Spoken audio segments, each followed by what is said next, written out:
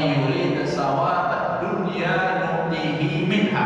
Itu yang saya bawa di surat tadi, Imran 145. Wa may yurid sawabad dunya nutihi minha. Kalau kau minta pahala dunia padaku, minha aku kasih Allah.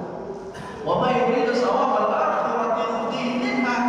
Kalau kau minta juga pahala akhirat padaku, minha aku kasih.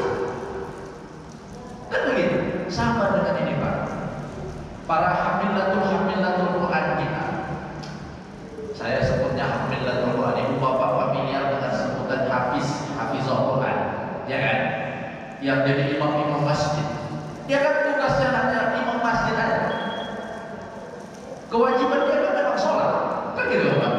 Kebetulan jadi imam masjid dia, dan orang rezekinya diumrohkan orang, dihajikan orang, dicarikan jodohnya, dinikahkan tanpa mahar yang meribetkan, ya kan? Pestanya ditanggung, diberi tempat tinggal, dikasih gaji, ya kan? Kerjanya cuma jadi imam. Ya kita katakan begini, jadi Ustaz, itu kayak mana? Itulah rezeki orang yang khusyuk. Rezekinya dari mana aja nggak tahu gitu. Ya pokoknya dia khusyuk, dia sholat. Dari mana rezeki datang? Allah yang mengatur ya. Maka jadi orang khusyuk itu ada. Ciri orang khusyuk pertama, tenang. Macam ibu bapaknya tenang, gitu ya kan? Saking tenangnya ada tertidur, gitu kan? Ciri orang khusyuk yang kedua, senyumnya indah. Udah senyum. Ciri orang khusyuk yang ketiga, tak berturut kening. Maaf saya bukan umur, maksudnya tak suka begini. Suka apa namanya? Orang Medan layas. Jadi orang khusyuk yang ketiga juga layas. Nah gitu deh. Menyenangkan wajahnya. Orang khusyuk cirinya yang keempat, memudahkan orang lain. Kalau kita datang kepadanya punya masalah kita selesai. Kalau kita bercerita kepadanya satu hambatan kita hilang. Itu orang yang khusyuk. Saya ini kan orang yang berasal dari kampung. Saya kan merantau ke Medan ini.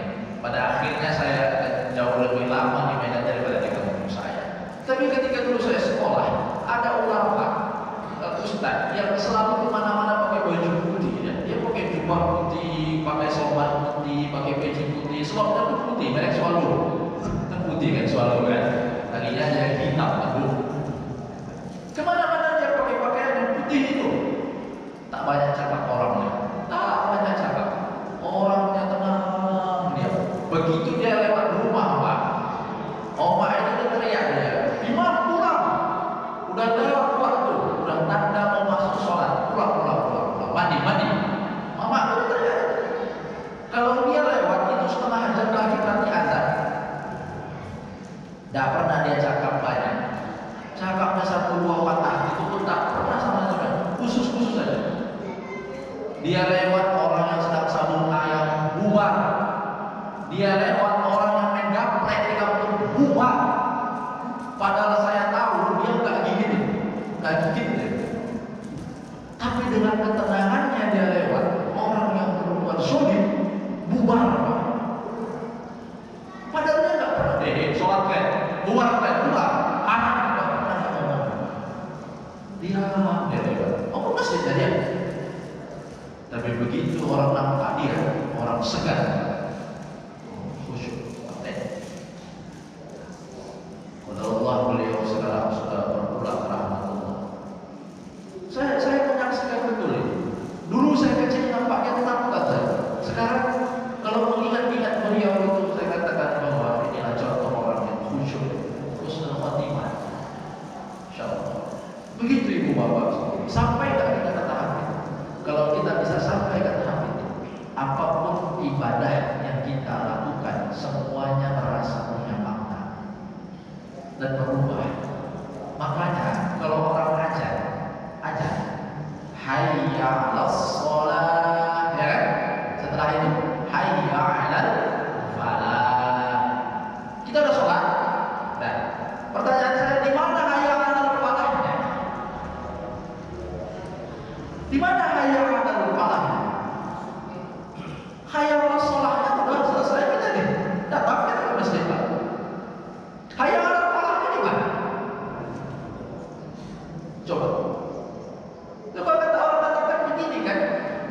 Sholat kita, kalau Allah sholat berarti udah menanglah kita itu.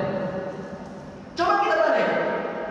Kalau ibu bapak mau falah, mau menang, maka sholat.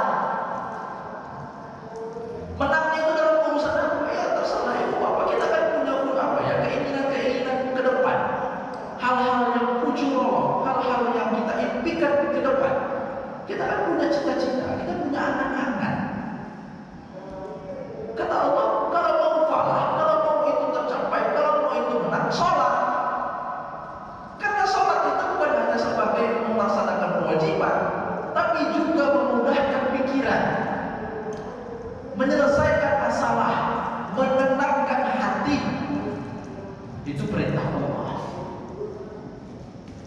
Kita kalau diperintah sama bos yang menggaji kita, cepat kali kita lakukan. Awak kalau kerja di perusahaan, di kampus, begitu diperintah sama rektor, siap, cepat lakukan. Begitu Allah yang perintah.